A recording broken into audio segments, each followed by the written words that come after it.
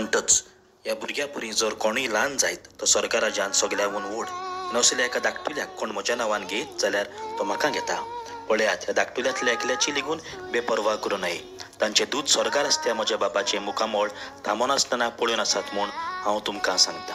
हे बाबड्यानो, दर एका मनशाक देवान एक एक आंज बडवो दिल्लो आसा. आयज पवित्र सभा ह्या आंज बडव्यांचो उगडास करता. गार्डन एंजल आमी म्हणटा.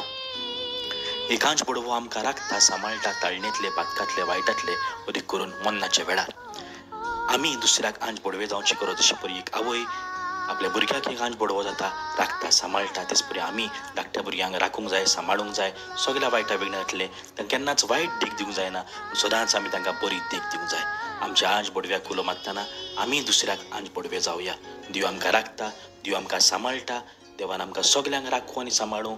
अदीक करून ल्हान भुरग्यांक आमी राखुया आनी आंज बडव्याक उलो मारून तांकां राखूं आनी सांबाळूं म्हूण आमी आंज बडव्या लागीं देवा लागीं मागुया.